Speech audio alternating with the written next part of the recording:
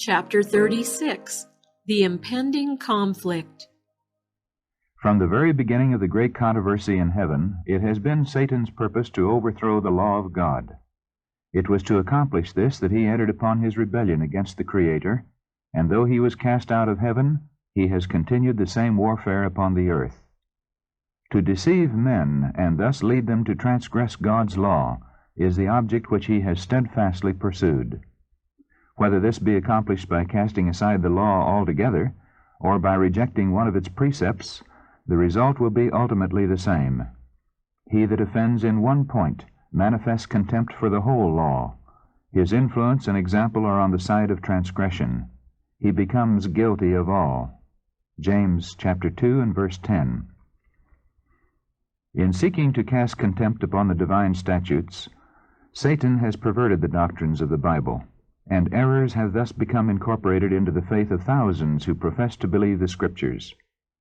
The last great conflict between truth and error is but the final struggle of the long-standing controversy concerning the law of God. Upon this battle we are now entering, a battle between the laws of men and the precepts of Jehovah, between the religion of the Bible and the religion of fable and tradition. The agencies which will unite against truth and righteousness in this contest are now actively at work. God's holy word, which has been handed down to us at such a cost of suffering and blood, is but little valued. The Bible is within the reach of all, but there are few who really accept it as the guide of life. Infidelity prevails to an alarming extent, not in the world merely, but in the church. Many have come to deny doctrines which are the very pillars of the Christian faith. The great facts of creation as presented by the inspired writers, the fall of man, the atonement, and the perpetuity of the law of God are practically rejected, either wholly or in part, by a large share of the professedly Christian world. Thousands who pride themselves upon their wisdom and independence regard it an evidence of weakness to place implicit confidence in the Bible. They think it a proof of superior talent and learning to cavil at the Scriptures and to spiritualize and explain away their most important truths. Many ministers are teaching their people, and many professors and teachers are instructing their students, that the law of God has been changed or abrogated, and those who regard its requirements as still valid, to be literally obeyed, are thought to be deserving only of ridicule or contempt. In rejecting the truth, men reject its author. In trampling upon the law of God, they deny the authority of the lawgiver. It is as easy to make an idol of false doctrines and theories as to fashion an idol of wood or stone. By misrepresenting the attributes of God, Satan leads men to conceive of him in a false character. With many, a philosophical idol is enthroned in the place of Jehovah, while the living God, as he is revealed in his Word, in Christ, and in the works of creation, is worshipped by but few. Thousands deify nature while they deny the God of nature. Though in a different form, idolatry exists in the Christian world today as verily as it existed among ancient Israel in the days of Elijah. The God of many professedly wise men, of philosophers, poets, politicians, journalists, the God of polished, fashionable circles, of many colleges and universities, even of some theological institutions, is little better than Baal, the sun god of Phoenicia. No error accepted by the Christian world strikes more boldly against the authority of heaven. None is more directly opposed to the dictates of reason. None is more pernicious in its results than the modern doctrine, so rapidly gaining ground that God's law is no longer binding upon men. Every nation has its laws, which command respect and obedience. No government could exist without them. And can it be conceived that the Creator of the heavens and the earth has no law to govern the beings he has made? Suppose that prominent ministers were publicly to teach that the statutes which govern their land and protect the rights of its citizens were not obligatory, that they restricted the liberties of the people, and therefore ought not to be obeyed. How long would such men be tolerated in the pulpit? But is it a graver offense to disregard the laws of states and nations than to trample upon those divine precepts which are the foundation of all government? It would be far more consistent for nations to abolish their statutes and permit the people to do as they please than for the ruler of the universe to annul his law and leave the world without a standard to condemn the guilty or justify the obedient.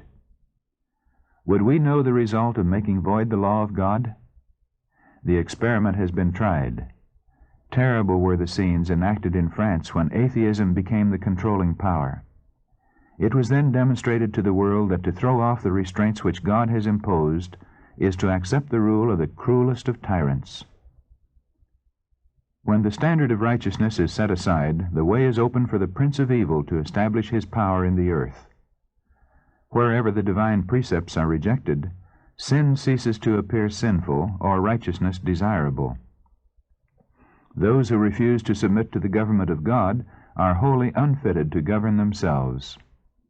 Through their pernicious teachings, the spirit of insubordination is implanted in the hearts of children and youth, who are naturally impatient of control, and a lawless, licentious state of society results. While scoffing at the credulity of those who obey the requirements of God, the multitudes eagerly accept the delusions of Satan. They give the rein to lust and practice the sins which have called down judgments upon the heathen. Those who teach the people to regard lightly the commandments of God sow disobedience to reap disobedience.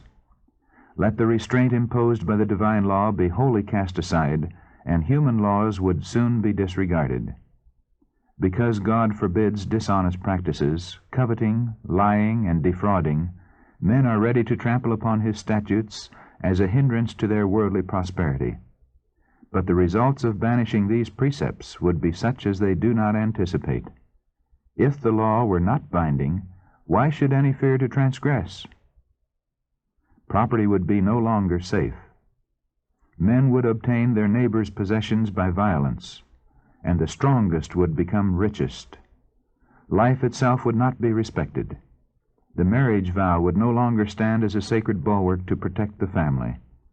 He who had the power would, if he desired, take his neighbor's wife by violence. The fifth commandment would be set aside with the fourth. Children would not shrink from taking the life of their parents if by so doing they could obtain the desire of their corrupt hearts. The civilized world would become a horde of robbers and assassins, and peace, rest, and happiness would be banished from the earth. Already the doctrine that men are released from obedience to God's requirements has weakened the force of moral obligation and opened the floodgates of iniquity upon the world. Lawlessness, dissipation, and corruption are sweeping in upon us like an overwhelming tide. In the family, Satan is at work. His banner waves even in professedly Christian households. There is envy, evil surmising, hypocrisy, estrangement, emulation, strife, betrayal of sacred trusts, indulgence of lust. The whole system of religious principles and doctrines, which should form the foundation and framework of social life, seems to be a tottering mass, ready to fall to ruin. The vilest of criminals, when thrown into prison for their offenses, are often made the recipients of gifts and attentions as if they had attained an enviable distinction. Great publicity is given to their character and crimes. The press publishes the revolting details of vice, thus initiating others into the practice of fraud, robbery, and murder. And Satan exults in the success of his hellish schemes. The infatuation of vice, the wanton taking of life, the terrible increase of intemperance and iniquity of every order and degree should arouse all who fear God to inquire what can be done to stay the tide of evil. Courts of justice are corrupt. Rulers are actuated by desire for gain and love of sensual pleasure. Intemperance has beclouded the faculties of many so that Satan has almost complete control of them.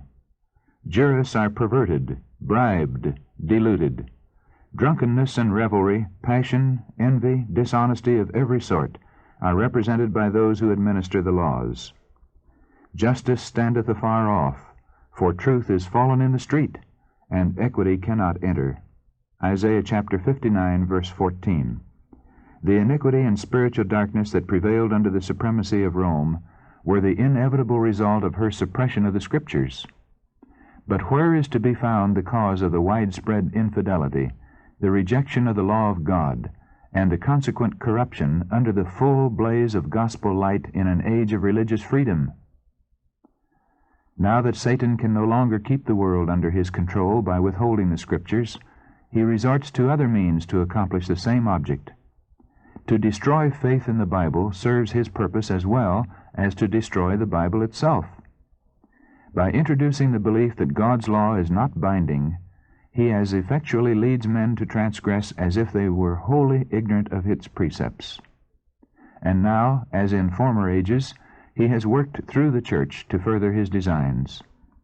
The religious organizations of the day have refused to listen to unpopular truths plainly brought to view in the Scriptures, and in combating them, they have adopted interpretations and taken positions which have sown broadcast the seeds of skepticism. Clinging to the papal error of natural immortality and man's consciousness in death, they have rejected the only defense against the delusions of spiritualism. The doctrine of eternal torment has led many to disbelieve the Bible. And as the claims of the fourth commandment are urged upon the people, it is found that the observance of the seventh-day Sabbath is enjoined. And as the only way to free themselves from a duty which they are unwilling to perform, many popular teachers declare that the law of God is no longer binding. Thus they cast away the law and the Sabbath together. As the work of Sabbath reform extends, this rejection of the divine law to avoid the claims of the fourth commandment will become well nigh universal. The teachings of religious leaders have opened the door to infidelity, to spiritualism, and to contempt for God's holy law. And upon these leaders rests a fearful responsibility for the iniquity that exists in the Christian world. Yet this very class put forth the claim that the fast-spreading corruption is largely attributable to the desecration of the so-called Christian Sabbath, and that the enforcement of Sunday observance would greatly improve the morals of society. This claim is especially urged in America, where the doctrine of the true Sabbath has been most widely preached. Here the temperance work, one of the most prominent and important of moral reforms, is often combined with the Sunday movement, and the advocates of the latter represent themselves as laboring to promote the highest interests of society, and those who refuse to unite with them are denounced as the enemies of temperance and reform. But the fact that a movement to establish error is connected with a work which is in itself good is not an argument in favor of the error. We may disguise poison by mingling it with wholesome food, but we do not change its nature. On the contrary, it is rendered more dangerous, as it is more likely to be taken unawares. It is one of Satan's devices to combine with falsehood just enough truth to give it plausibility.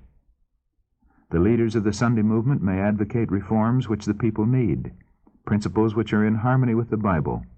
Yet, while there is with these a requirement which is contrary to God's law, His servants cannot unite with them.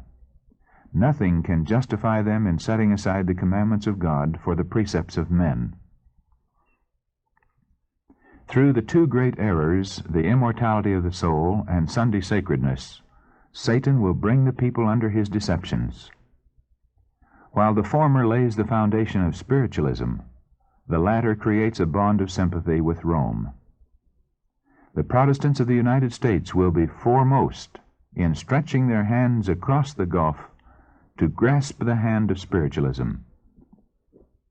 They will reach over the abyss to clasp hands with the Roman power. And under the influence of this threefold union, this country will follow in the steps of Rome in trampling on the rights of conscience. As spiritualism more closely imitates the nominal Christianity of the day, it has greater power to deceive and ensnare. Satan himself is converted after the modern order of things. He will appear in the character of an angel of light. Through the agency of spiritualism, miracles will be wrought, the sick will be healed, and many undeniable wonders will be performed. And as the spirits will profess faith in the Bible and manifest respect for the institutions of the church, their work will be accepted as a manifestation of divine power. The line of distinction between professed Christians and the ungodly is now hardly distinguishable. Church members love what the world loves, and are ready to join with them, and Satan determines to unite them in one body and thus strengthen his cause by sweeping all into the ranks of spiritualism. Papists who boast of miracles as a certain sign of the true church will be readily deceived by this wonder-working power, and Protestants, having cast away the shield of truth, will also be deluded. Papists, Protestants, and worldlings will alike accept the form of godliness without the power, and they will see in this union a grand movement for the conversion of the world and the ushering in of the long-expected millennium. Through spiritualism, Satan appears as a benefactor of the race, healing the diseases of the people, and professing to present a new and more exalted system of religious faith. But, at the same time, he works as a destroyer. His temptations are leading multitudes to ruin. Intemperance dethrones reason, sensual indulgence, strife, and bloodshed follow. Satan delights in war, for it excites the worst passions of the soul and then sweeps into eternity its victims steeped in vice and blood. It is his object to incite the nations to war against one another, for he can thus divert the minds of the people from the work of preparation to stand in the day of God. Control of the elements. Satan works through the elements also to garner his harvest of unprepared souls. He has studied the secrets of the laboratories of nature, and he uses all his power to control the elements as far as God allows. When he was suffered to afflict Job, how quickly flocks and herds, servants, houses, children were swept away, one trouble succeeding another as in a moment.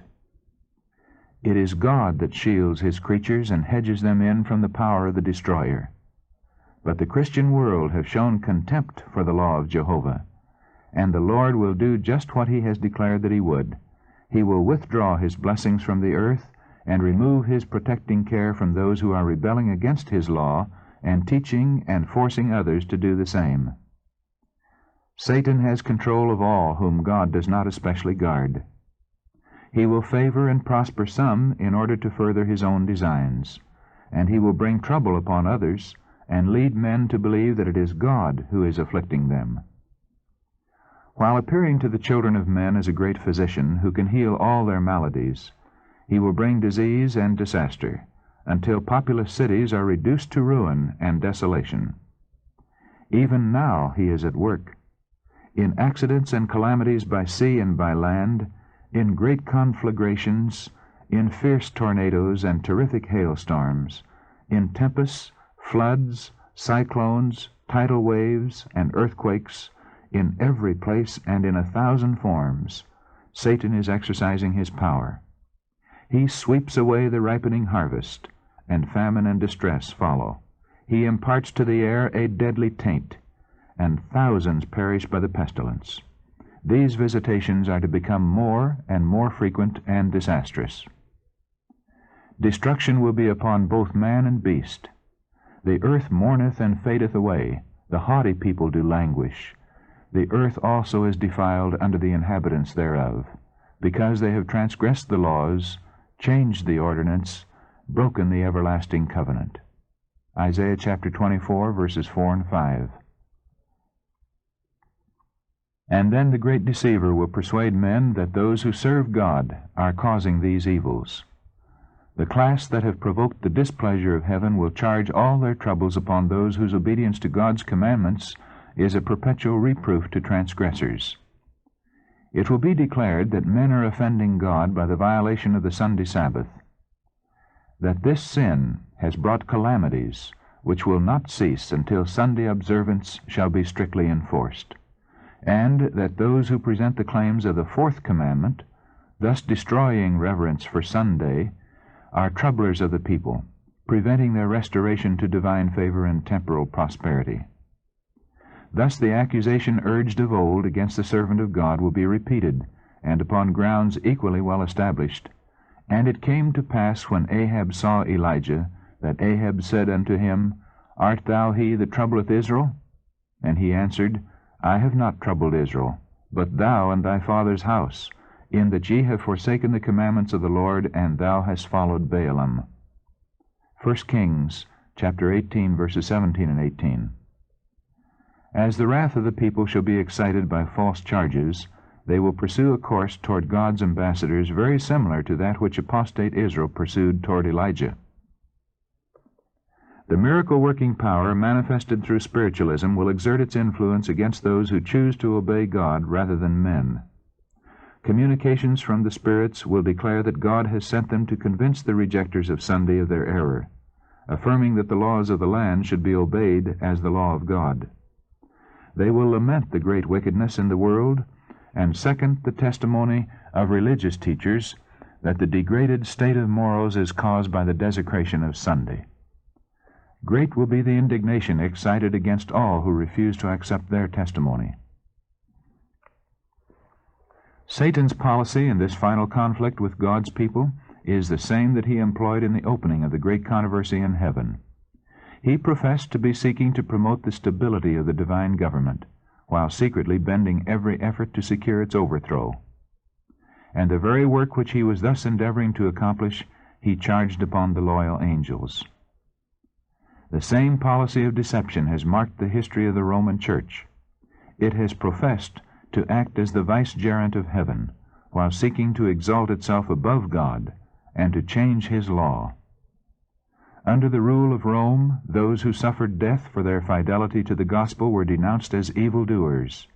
They were declared to be in league with Satan, and every possible means was employed to cover them with reproach, to cause them to appear in the eyes of the people, and even to themselves, as the vilest of criminals. So it will be now. While Satan seeks to destroy those who honor God's law, he will cause them to be accused as law-breakers, as men who are dishonoring God and bringing judgments upon the world. God never forces the will or the conscience, but Satan's constant resort, to gain control of those whom he cannot otherwise seduce, is compulsion by cruelty. Through fear or force, he endeavors to rule the conscience and to secure homage to himself. To accomplish this, he works through both religious and secular authorities, moving them to the enforcement of human laws in defiance of the law of God. Those who honor the Bible Sabbath will be denounced as enemies of law and order, as breaking down the moral restraints of society, causing anarchy and corruption, and calling down the judgments of God upon the earth. Their conscientious scruples will be pronounced obstinacy, stubbornness, and contempt of authority. They will be accused of disaffection toward the government. Ministers who deny the obligation of the divine law will present from the pulpit the duty of yielding obedience to the civil authorities as ordained of God. In legislative halls and courts of justice, commandment keepers will be misrepresented and condemned. A false coloring will be given to their words. The worst construction will be put upon their motives. As the Protestant churches reject the clear scriptural arguments in defense of God's law, they will long to silence those whose faith they cannot overthrow by the Bible. Though they blind their own eyes to the fact, they are now adopting a course which will lead to the persecution of those who conscientiously refuse to do what the rest of the Christian world are doing, and acknowledge the claims of the papal Sabbath. The dignitaries of church and state will unite to bribe, persuade, or compel all classes to honor the Sunday. The lack of divine authority will be supplied by oppressive enactments. Political corruption is destroying love of justice and regard for truth, and even in free America, rulers and legislators, in order to secure public favor, will yield to the popular demand for a law enforcing Sunday observance. Liberty of conscience, which has cost so great a sacrifice, will no longer be respected. In the soon coming conflict we shall see exemplified the prophet's words, "The dragon was wroth with the woman, and went to make war with the remnant of her seed, which keep the commandments of God and have the testimony of Jesus Christ." Revelation 12:17.